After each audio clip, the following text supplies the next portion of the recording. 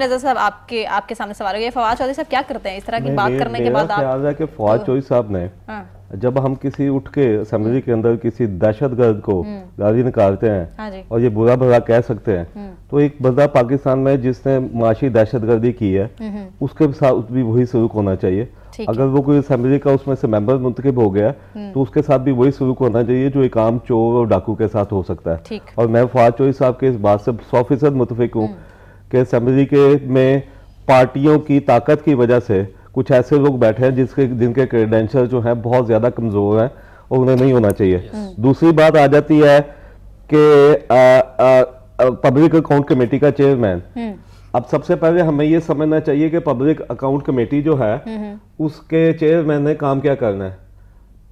پہلی بات یہ ہے کہ جی حکومتی منصوبوں کے اوپر قطعاً بھی ٹھیک ہے کوئی چیک نہیں ہوتا۔ پبلک اکاؤنٹ کمیٹی میں تو 80% کرپشن جسے کہتے ہیں نا معاف ہونے کے بعد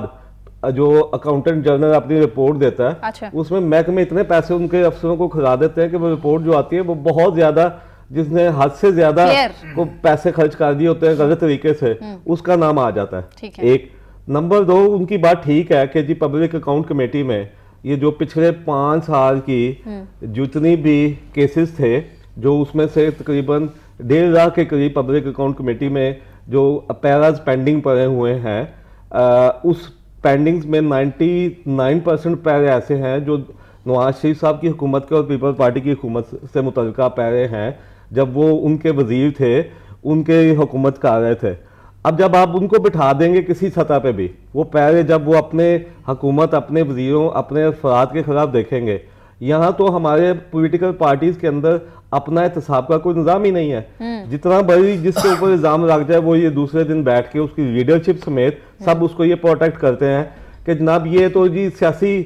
جسے کہتے ہیں نا جمہوریت کو خطرہ ہو گیا، جمہوریت کو خطرہ آ گیا، یہ تو سیاسی انتقام کا نشانہ بنایا جا رہا ہے۔ ماضی میں مثلا ایک صوبائی وزیر تھے، ان کی یہاں پہ ویڈیو کیسٹ بھی ریلیز ہوئی کسی سے پیسے مانگتے ہوئے، اس کے اوپر نہ کوئی تحقیقات